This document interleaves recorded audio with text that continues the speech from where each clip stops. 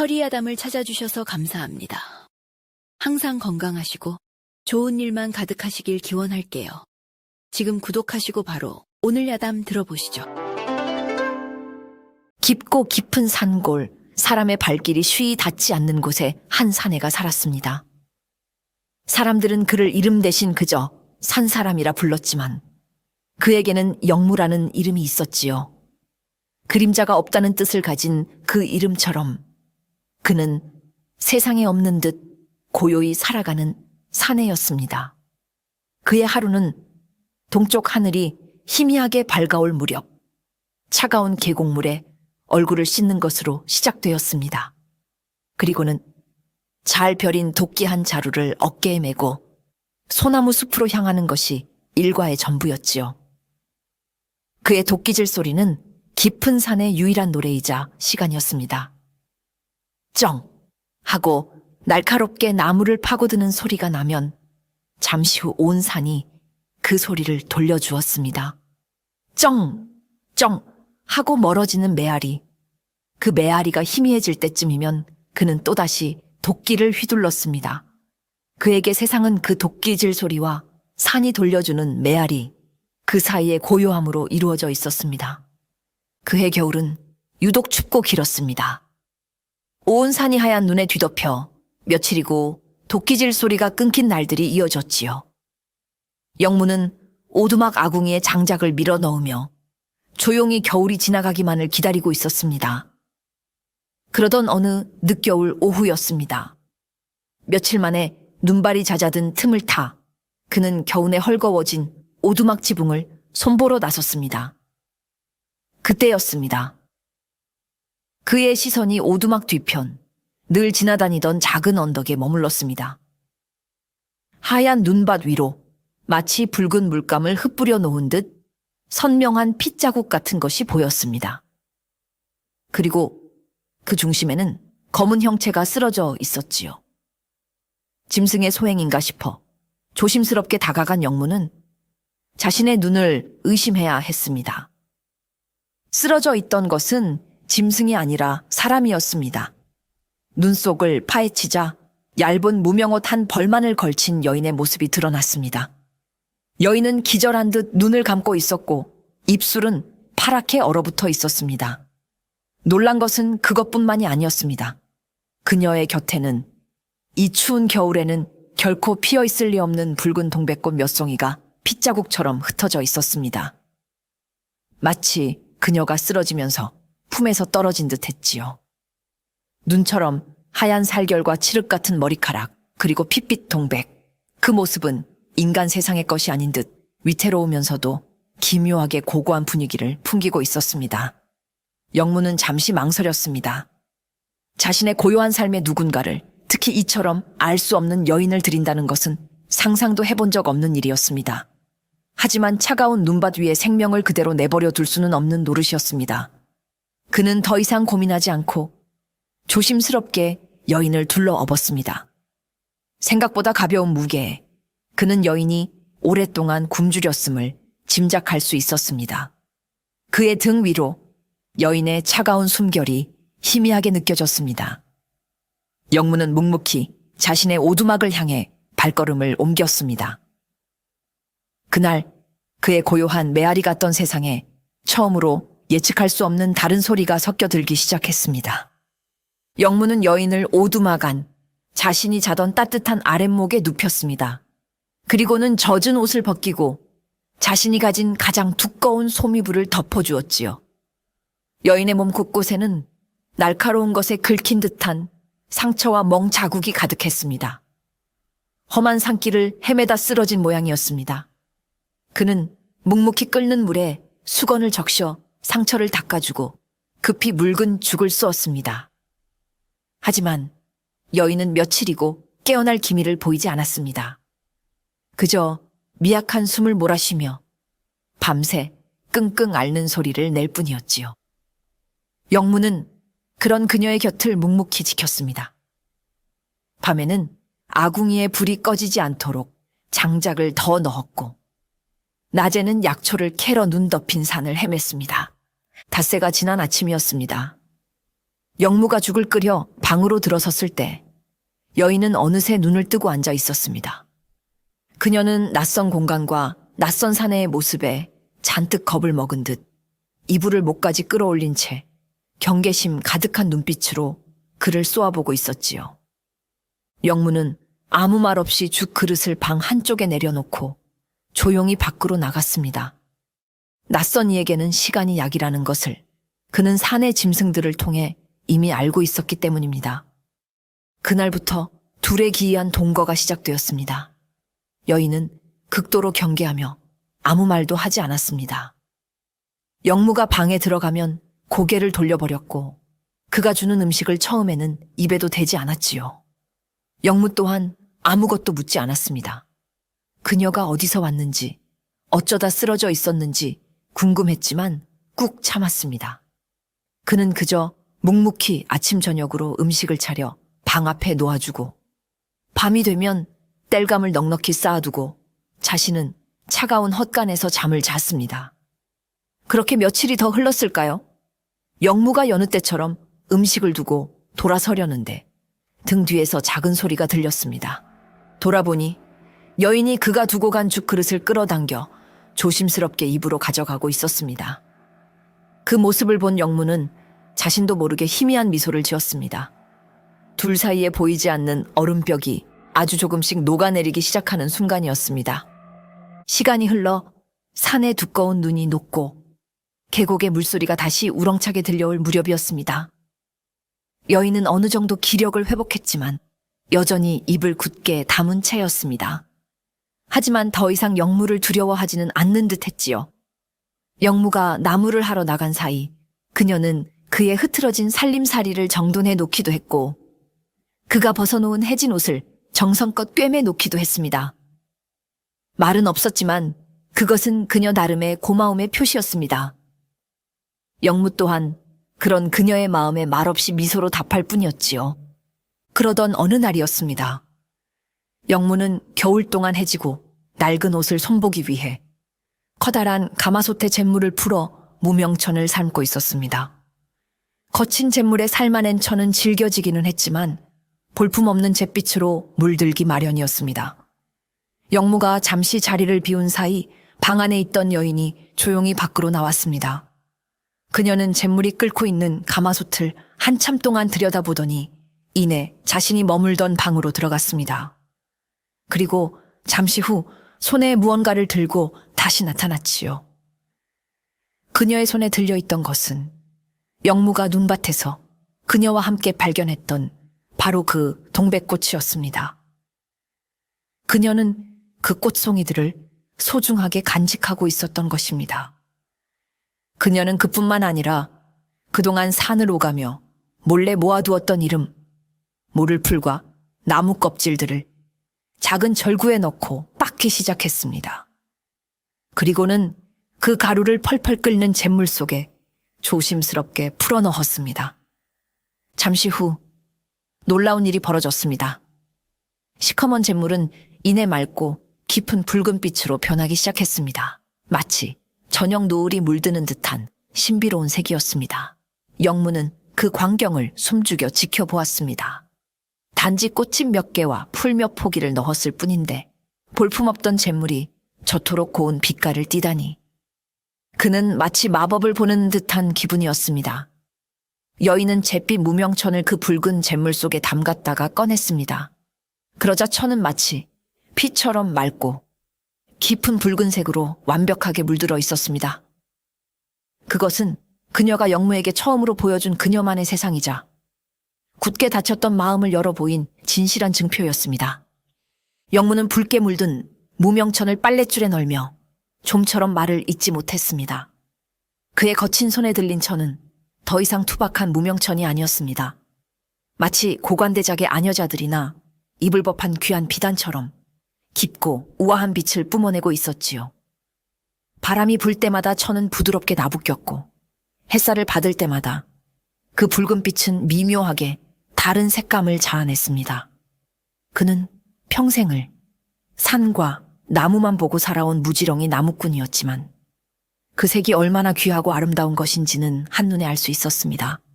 세상의 그 어떤 염색 장인도 흉내낼 수 없는, 오직 자연만이 빚어낼 수 있는 그런 색이었지요. 그는 자신도 모르게 중얼거렸습니다. 참으로 다나하구려. 붉을단 맑을 아. 붉지만 결코 천박하지 않고 맑지만 결코 가볍지 않은 그 색을 표현하기에 그보다 더 어울리는 말은 없어 보였습니다. 그때였습니다. 등 뒤에 서 있던 여인이 그의 작은 중얼거림에 처음으로 반응을 보였습니다. 그녀는 고개를 들어 영무를 바라보며 아주 작은 목소리로 되물었습니다. 다나. 그것은 그녀가 오두막에 온 이후 처음으로 내뱉은 말이었습니다. 목소리는 오랫동안 말을 하지 않은 탓에 조금 쉬어 있었지만 옥구슬이 구르는 듯 맑은 소리였습니다. 영무는 깜짝 놀라 그녀를 돌아보았습니다. 그리고는 이내 깨달았습니다. 그녀가 자신의 이름을 묻고 있다는 것을 말입니다. 그는 고개를 끄덕이며 말했습니다. 그렇소.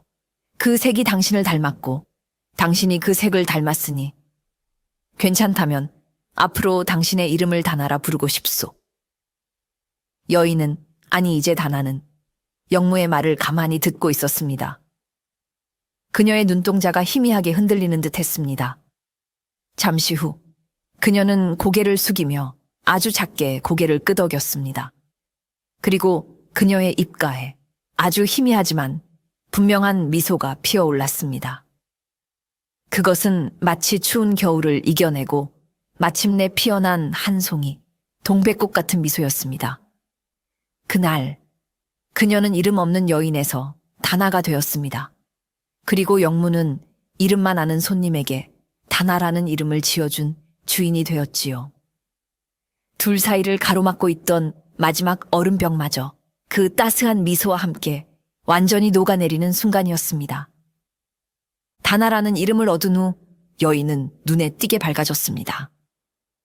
여전히 말수는 적었지만 이제 영무의 눈을 피하지 않았고 가끔은 그의 서툰 농담에 작게 웃음을 터뜨리기도 했지요. 그녀는 영무가 나무를 하러 나간 사이 오두막을 정갈하게 꾸미고 맛있는 음식을 만들어 놓으며 그를 기다렸습니다. 영무의 거칠고 외로웠던 삶에 비로소 따뜻한 온기가 스며들기 시작했습니다. 그러던 어느 봄날 아침이었습니다. 다나는 이른 새벽부터 분주하게 움직였습니다. 그녀는 영무에게 배틀을 하나 만들어줄 수 있겠냐고 조심스럽게 물었지요. 영무는 이유를 묻지 않고 그날 하루 종일 가장 좋은 소나무를 골라 튼튼하고 아담한 배틀 한 채를 뚝딱 만들어 주었습니다. 그날 새벽 온 산은 짙은 안개에 휩싸였습니다. 한 치 앞도 보이지 않을 만큼 자욱한 안개는 마치 세상을 하얀 솜으로 감싸는 듯 했지요. 바로 그때였습니다.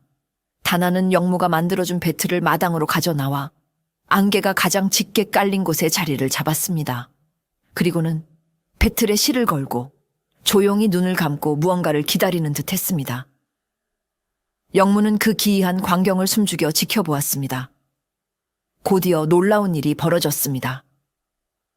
다나가 배틀에 앉아 북을 움직이기 시작하자 주변의 자욱한 안개가 마치 살아있는 생물처럼 그녀의 손끝으로 빨려 들어가기 시작했습니다. 안개는 배틀에 걸린 실에 스며들어 실을 은은한 진주빛으로 물들였습니다. 그뿐만이 아니었습니다. 그녀는 안개 속에서도 용케 찾아낸 이른 봄에만 피는 희귀한 약초와 꽃잎들을 함께 엮어내었습니다. 그녀의 손놀림은 마치 춤을 추는 듯 부드럽고 우아했습니다. 시간이 얼마나 흘렀을까요? 동쪽 하늘이 밝아오며 안개가 서서히 걷히기 시작할 무렵 다나는 마침내 배틀에서 일어났습니다. 배틀에는 한 필의 비단이 곱게 짜여 있었습니다. 그 비단은 세상의 그 어떤 색으로도 표현할 수 없는 신비로운 빛을 띠고 있었습니다. 짙은 안개의 습기를 머금어 안개처럼 부드러웠고 은은한 진주빛과 연한 초록빛이 섞여보는 각도에 따라 오묘하게 다른 색을 냈습니다. 마치 이른 새벽 숲의 모든 전기를 오롯이 담아낸 듯한 살아 숨쉬는 비단이었습니다. 그것은 다나가 영무에게 주는, 산이 그들에게 주는 가장 귀한 선물이었습니다.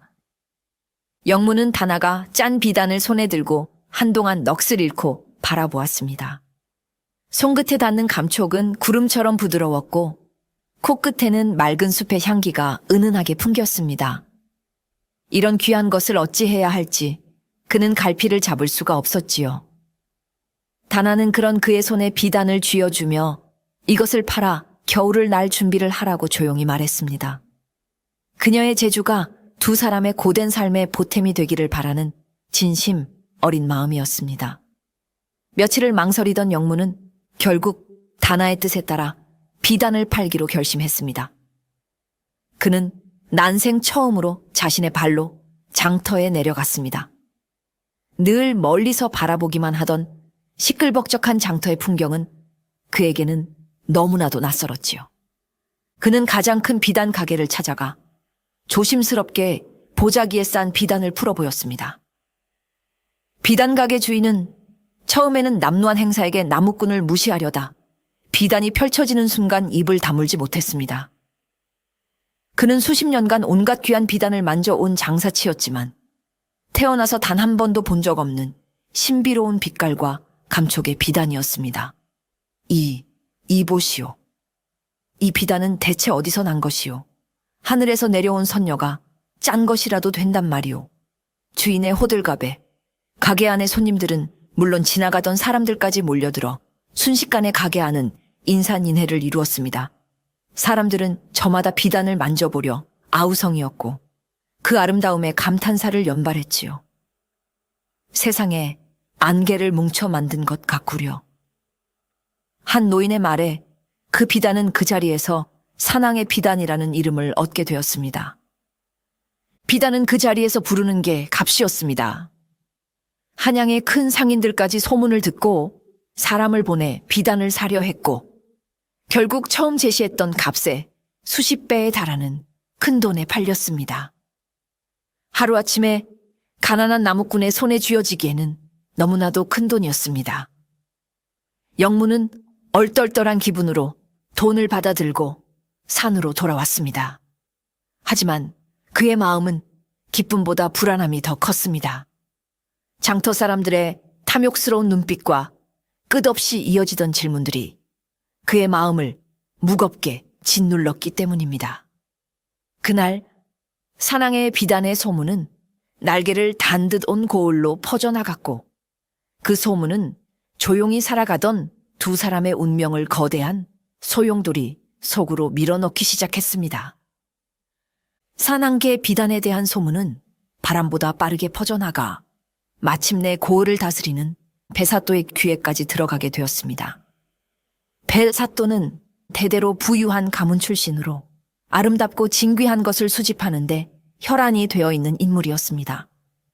그의 관아 창고에는 값비싼 서화와 도자기는 물론 외국의 희귀한 보물까지 가득 차 있었지요. 그는 고을을 다스리는 것보다 자신의 수집품 목록을 늘리는 것에 더 큰 기쁨을 느끼는 탐욕스럽고 오만한 사내였습니다. 그런 그의 귀에 들어온 산안개 비단 이야기는 그의 수집욕을 강하게 자극했습니다. 안개를 자사 만든 비단이라니 필시 세상에 다시 없을 보물이렸다. 그런 귀한 물건이 어찌 비천한 나무꾼 놈의 손에 들어갔단 말인가. 그는 당장 비단을 팔았던 가게 주인을 불러들여 자초지종을 캐물었습니다. 가게 주인은 사또의 섯을 퍼런 기세에 눌려 자신이 아는 모든 것을 털어놓았지요. 깊은 산골에 사는 과묵한 나무꾼이 가지고 왔으며 그 빛깔과 감촉이 인간의 솜씨라고는 믿기 어려울 정도였다는 것까지 말입니다.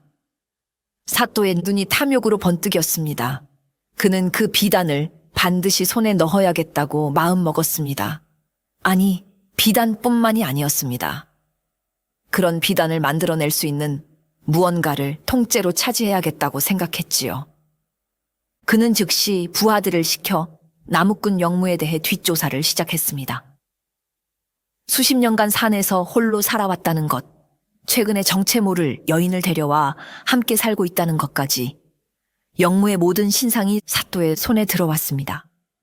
사또는 모든 것을 꿰어 맞추고는 회심의 미소를 지었습니다. 그 계집이로구나. 그 계집이 바로 살아있는 보물이렸다. 그는 가난한 나무꾼이 그런 귀한 것을 얻었을 리 없다고 확신했습니다. 필시 그 여인이 비단을 짜는 신비한 재주를 가졌을 것이고 그 재주만 손에 넣는다면 자신은 조선팔도 최고의 보물을 독차지할 수 있을 것이라 생각했지요. 그날부터 사또 영무와 다나를 감시하며 그들의 소중한 보물을 빼앗을 비열한 계략을 꾸미기 시작했습니다. 고요한 산골 오두막 위로 검고 끈적한 탐욕의 그림자가 서서히 드리워지고 있었습니다. 영무는 비단을 판 돈으로 쌀과 소금을 넉넉히 사서 산으로 돌아왔습니다. 그리고 남은 돈은 항아리에 담아 오두막 뒤뜰 땅속 깊이 묻어두었지요. 그에게 돈은 그저 굶주리지 않고 겨울을 날 수 있게 해주는 수단일 뿐 그 이상의 의미는 없었습니다. 다나 또한 돈에는 별다른 관심이 없어 보였습니다. 그녀는 영무가 사온 고운 빛깔의 옷감과 튼튼한 신발을 받아들고 아이처럼 기뻐할 뿐이었지요. 두 사람의 삶은 이전보다 훨씬 풍족해졌지만 그들의 일상은 변한 것이 없었습니다.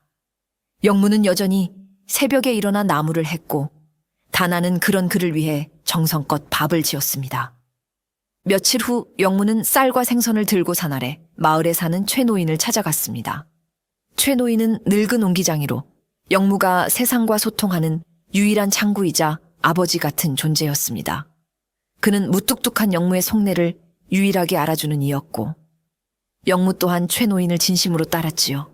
최노인은 몰라보게 형편이 나아진 영무의 행색과 그가 들고 온 귀한 선물에 깜짝 놀랐습니다. 아니 영무 자네, 이게 다 웬일인가? 산에서 금덩이라도 캤는가? 영무는 멋쩍게 웃으며 그동안 있었던 일을 두서없이 털어놓았습니다. 눈밭에서 주운 여인 이야기와 그녀가 짠 신비한 비단 이야기까지. 최 노인은 영무의 이야기를 잠자코 듣고 있었습니다. 그의 얼굴에는 기쁨과 함께 알 수 없는 근심의 빛이 스쳐 지나갔습니다. 그는 영무가 진심으로 행복해 보이는 모습에 마음이 놓이면서도 한편으로는 그 행복이 너무나도 위태로워 보였기 때문입니다. 그는 모든 이야기를 듣고 난 뒤 영무의 어깨를 툭 치며 말했습니다. 자네에게 복이 넝쿨째 굴러 들어왔구먼. 진심으로 기쁜 일이네. 그리고는 잠시 말을 고르더니 나지막이 덧붙였습니다. 허나 영무, 이것 하나만은 명심하게. 사람의 복이란 것은 그 안에 늘 날카로운 칼날을 품고 오는 법일세. 복이 클수록 그 칼날 또한 날카로운 법이지. 그러니 늘 경계하고 또 경계해야 하네. 자네가 얻은 것이 너무나도 크고 귀하게 하는 말일세. 최 노인의 의미심장한 조언에 영무는 장터에서 느꼈던 불안감을 다시금 떠올렸습니다. 그 경고가 머지않아 현실이 되리라는 것을 그때의 그는 아직 알지 못했습니다. 최 노인의 경고가 있은 지 며칠 지나지 않은 어느 맑은 날이었습니다. 영무가 마당에서 장작을 패고 있는데 상일 아래에서 여러 사람의 말발굽 소리가 요란하게 들려왔습니다. 평생을 이 산에서 살았지만 이 깊은 곳까지 말을 타고 오는 사람은 본 적이 없었지요. 불길한 예감에 휩싸인 영무가 경계하며 바라보자 잠시 후 관복을 차려입은 사내와 그를 따르는 포졸 몇몇이 모습을 드러냈습니다.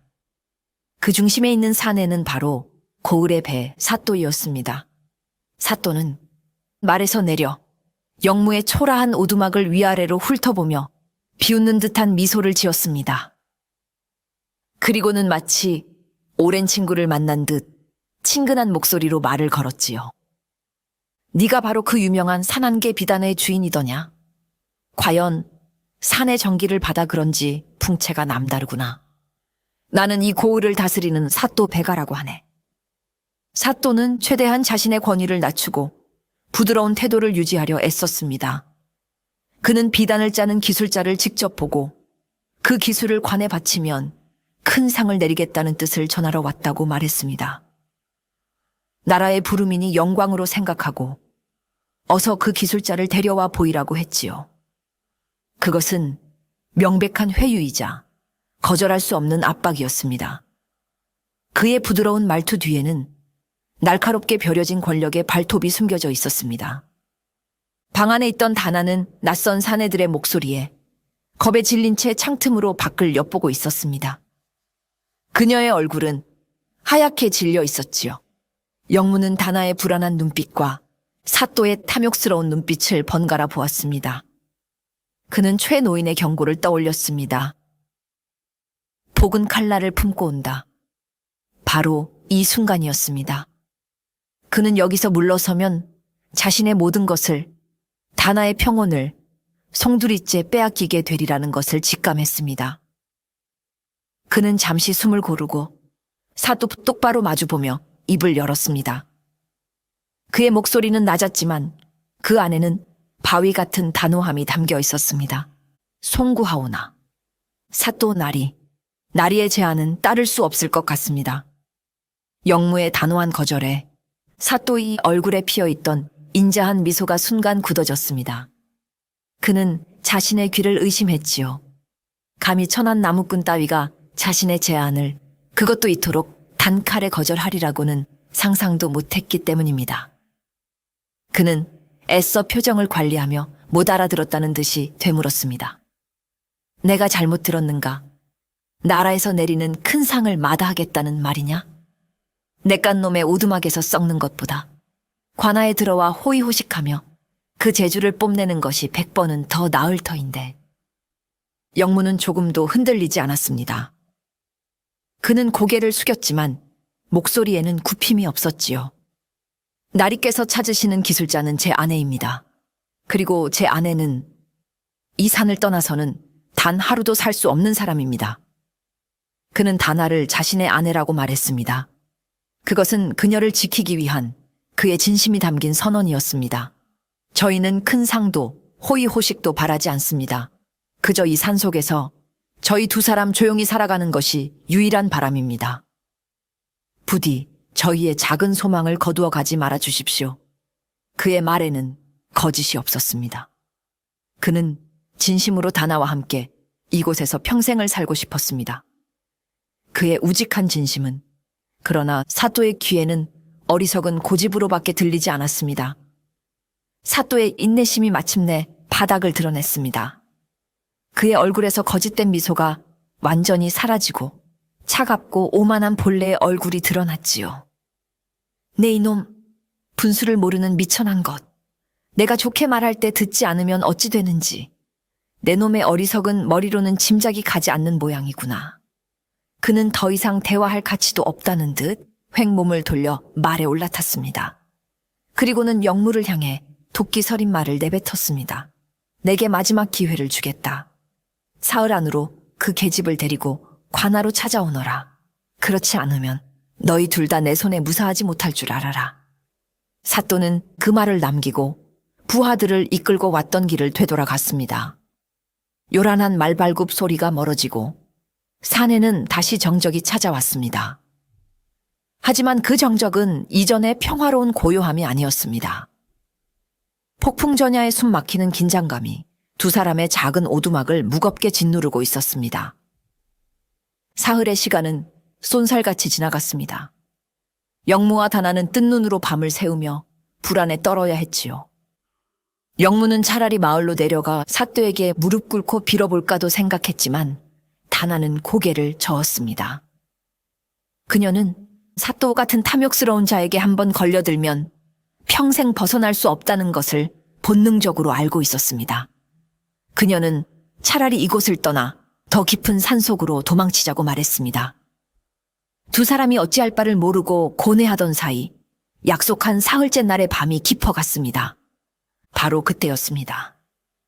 칠흑 같은 어둠 속에서 여러 개의 횃불이 오두막을 향해 다가오는 것이 보였습니다. 사또의 부하들이었습니다. 그들은 더 이상 예고도 경고도 없이 짐승처럼 오두막으로 들이닥쳤습니다. 내 이놈, 영무야. 사또 나리의 마지막 인내심을 시험한 것을 후회하게 될 것이다. 그들은 다짜고짜 문을 부수고 안으로 쳐들어왔습니다. 영무는 다나를 자신의 등 뒤로 숨기며 필사적으로 저항했지만 수적으로 상대가 되지 않았지요. 건장한 산에 몇몇이 달려들어 순식간에 영무의 팔과 다리를 붙잡고 그를 바닥에 쓰러뜨렸습니다. 이놈들을 놔주지 않으면 영무가 울부짖었지만 그들은 아랑곳하지 않았습니다. 그들의 목표는 오직 다나였습니다. 두려움에 떨고 있는 다나를 발견한 그들은 음흉한 미소를 지으며 그녀에게 다가갔습니다. 미인께서는 험한 꼴 보기 싫으시면 우리를 따라가시는 게 좋을 겁니다. 한 사내가 그녀의 팔을 거칠게 잡아 끌려던 순간이었습니다. 다나는 필사적으로 저항하며 그의 팔을 뿌리치려 몸부림쳤습니다. 그 과정에서 그녀는 마당의 돌부리에 걸려 넘어졌고 그녀의 이마가 찢어지며 붉은 피가 흘러내렸습니다. 그녀는 고통스러운 신음을 내뱉었습니다. 그 순간 바닥에 묶여있던 영무의 눈에 핏빛 섬광이 번쩍였습니다. 다나의 이마에서 흘러내리는 붉은 피. 그 피는 영무의 마지막 남은 이성의 끈을 끊어버렸습니다. 그의 안에서 수십 년간 사안의 고요함 속에 잠들어 있던 야생의 분노가 화산처럼 폭발했습니다. 그는 인간의 것이라고는 믿기 힘든 상처 입은 짐승의 포효를 토해냈습니다. 그리고는 자신을 짓누르고 있던 사내들을 믿을 수 없는 괴력으로 뿌리치고 일어섰습니다. 그의 눈은 핏발이 서 있었고 온몸의 근육은 강철처럼 단단하게 부풀어 올랐지요. 그는 망설이지 않았습니다. 평생 자신의 분신처럼 여겼던 벽에 세워져 있던 도끼를 집어들었습니다. 그 도끼는 평생 생업을 위한 도구였고 나무 외에 다른 것을 향해 본 적이 없는 신성한 것이었습니다. 하지만 지금 이 순간 그것은 자신의 소중한 것을 지키기 위한 유일한 무기였습니다. 그는 도끼를 든 채 다나를 위협하던 사내에게 달려들었습니다. 그의 기세는 너무나도 흉흉하여 산전수전 다 겪은 포졸들조차 저도 모르게 뒷걸음질 칠 정도였습니다. 내 이놈 미쳤느냐? 관아의 명을 거역하고 칼을 들다니. 하지만 영무의 귀에는 아무것도 들리지 않았습니다. 그는 오직 피를 흘리며 쓰러져 있는 다나의 모습과 그녀를 해하려는 저자들에 대한 끓어오르는 분노만이 존재할 뿐이었습니다. 그는 도끼를 휘둘렀습니다. 하지만 사람을 해치려는 것이 아니었습니다. 그는 도끼의 날이 아닌 등 쪽으로 사내들의 어깨와 다리를 내리쳤습니다. 뼈가 으스러지는 소리와 함께 사내들은 비명을 지르며 나뒹굴었습니다. 그는 마치 미친 곰처럼 날뛰었습니다. 그의 움직임은 투박했지만 수십 년간의 도끼질로 다져진 힘과 정확성은 무시무시했습니다. 부하들은 그의 기세에 완전히 압도당하여 전의를 상실하고 비명을 지르며 뿔뿔이 흩어져 도망치기 시작했습니다. 순식간에 아수라장이 되었던 오두막 마당에는 부상당한 채 신음하는 몇몇과 영무, 그리고 다나만이 남았습니다. 영무는 거친 숨을 몰아쉬며 피 묻은 도끼를 든 채 쓰러진 다나에게 다가갔습니다. 그의 분노는 가라앉았지만 그의 손은 여전히 가늘게 떨리고 있었습니다.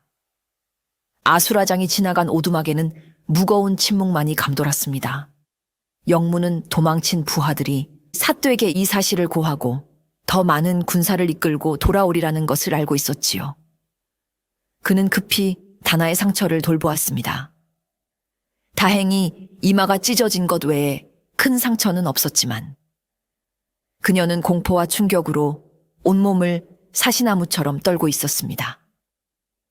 영무는 그런 그녀를 가만히 끌어안아 주었습니다. 그의 투박한 손길에도 다나는 조금씩 안정을 되찾아갔습니다. 그녀는 영무의 품에 안겨 조용히 눈물을 흘렸습니다. 죄송합니다. 저 때문에 저의 재주가 결국 나리께 화를 불렀습니다. 그녀의 목소리는 자책감으로 가득 차 있었습니다. 영무는 고개를 저었습니다. 아니요. 당신 탓이 아니요. 아름다운 것을 보고 탐욕을 품은 저들의 잘못이지. 당신의 재주는 죄가 없소. 그는 다나를 위로했지만 그의 마음 또한 무겁기는 마찬가지였습니다. 그는 깨달았습니다. 이 산골짜기에서 자신의 힘만으로는 더 이상 다나를 지킬 수 없다는 것을 말입니다. 자신의 유일한 안식처였던 이 산이 이제는 그녀를 가두는 위험한 감옥이 되어버렸습니다. 그가 지키고 싶었던 평범하고 소박한 행복은 사또의 탐욕 앞에서 산산조각 나버렸지요. 그는 결심해야 했습니다. 이대로 이곳에 남아 사또와 맞서 싸우다 비참한 최후를 맞을 것인가? 아니면 이 모든 것을 버리고 다나와 함께 멀리, 아주 멀리 떠날 것인가? 답은 정해져 있었습니다. 그에게는 이제 다나보다 더 소중한 것은 없었습니다. 그는 다나의 얼굴을 마주보며 굳은 결심을 한 목소리로 말했습니다. 다나, 우리는 이곳을 떠나야 하오. 다나는 놀란 눈으로 그를 바라보았습니다. 떠난다니요? 어디로? 어디가 될지는 모르오. 하지만 한 가지는 확실하오. 사또의 손이 닿지 않는 곳, 당신의 재주를 탐내는 이가 없는 곳, 그런 곳으로 가서 처음부터 다시 시작하는 것이요. 그것은 그의 모든 것을 버리는 결정이었습니다. 수십 년간 자신의 몸처럼 여겼던 이 산과 유일한 안식처였던 오두막, 그리고 아버지 같았던 최노인까지. 하지만 그는 후회하지 않았습니다. 다나를 지킬 수만 있다면 그는 기꺼이 모든 것을 버릴 수 있었습니다. 어둡고 긴 밤, 두 사람은 마지막이 될지도 모르는 오두막에서 새로운 시작을 위한 고된 준비를 시작했습니다. 떠나기로 결심한 후 두 사람은 밤새 짐을 꾸렸습니다. 하지만 수십 년을 살아온 오두막이라 해도 막상 챙길 것은 많지 않았지요. 영무는 자신의 손때 묻은 도끼와 작은 톱, 그리고 불을 피울 부싯돌을 챙겼습니다. 다나는 그동안 틈틈이 모아두었던 약초와 염료의 재료가 되는 풀씨들을 작은 주머니에 담았습니다. 그것들은 그들의 새로운 삶을 위한 최소한의 도구이자 마지막 희망이었습니다. 짐을 다 꾸리고 난 뒤 다나는 영무에게 잠시만 기다려 달라고 말했습니다. 그리고는 오두막 한쪽에 세워두었던 배틀 앞에 앉았지요. 지금 무얼 하려는 것이요? 곧 날이 밝으면 사또의 군사들이 들이닥칠 텐데. 영무가 걱정스럽게 말했지만 다나는 조용히 고개를 저었습니다. 이대로는 갈 수 없습니다. 마지막으로 이 집과 나리께 제 마음을 남기고 가야겠습니다. 그녀는 그동안 짜고 남은 자투리 실과 약초 주머니에서 가장 귀한 것들을 조금씩 꺼내어 배틀에 걸기 시작했습니다. 그리고는 마지막 작업을 시작했지요. 그녀의 손놀림은 그 어느 때보다도 빠르고 정교했습니다. 툭, 타닥, 툭. 배틀 소리는 어두운 오두막 안에서 마치 두 사람의 심장 소리처럼 규칙적으로 울려 퍼졌습니다. 그녀는 비단의 모든 것을 담아냈습니다. 처음 만났던 날의 하얀 눈밭과 붉은 동백, 함께 밥을 지어 먹었던 오두막의 따스한 온기, 영무의 우직한 도끼질 소리와 그를 감싸던 푸른 소나무 숲의 풍경, 그리고 마지막으로 자신을 지키기 위해 분노하던 그의 모습까지. 그 비단에는 두 사람이 함께했던 짧지만 행복했던 사계절의 모든 색과 영무에 대한 그녀의 고마움과 미안함, 그리고 앞으로 함께할 미래에 대한 간절한 소망이 모두 담겨 있었습니다. 동이틀 무렵 그녀는 마침내 배틀에서 일어났습니다. 배틀에는 한 폭의 그림 같은 세상에서 가장 아름다운 비단 한 필이 걸려 있었습니다. 그것은 단순한 비단이 아니었습니다. 두 사람의 인연과 마음이 오롯이 담긴 살아있는 기록이었습니다.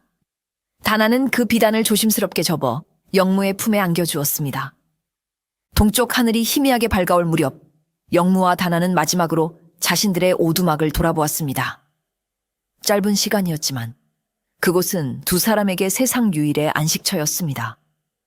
아쉬움을 뒤로 한 채 두 사람은 사또의 눈을 피해 가장 험하고 깊은 산길을 따라 도망치기 시작했습니다. 한편 지난밤 영무에게 혼쭐이나 도망쳤던 부하들은 날이 밝자마자 관하로 달려가 사또에게 모든 사실을 고했습니다. 천한 나무꾼 놈이 감히 관아의 명을 거역하고 도끼를 휘둘러 자신들을 해쳤다는 과장된 보고를 받은 사또는 이성을 잃고 말았습니다. 내 이놈들, 고작 나무꾼 하나를 당해내지 못하고 돌아왔단 말이냐. 당장 군사들을 모두 풀어 그놈과 계집을 산채로 잡아오너라. 만약 저항한다면 그 자리에서 죽여도 좋다. 그의 분노는 단순히 자신의 명이 거역당했다는 것 때문만은 아니었습니다. 자신의 손에 거의 들어왔다고 생각했던 보물, 산안개 비단과 다나를 놓쳤다는 사실에 대한 집착과 광기가 그를 사로잡았던 것입니다. 그는 이성을 잃고 자신의 권한을 남용하여 고을의 군사들까지 동원하는 무리수를 두었습니다.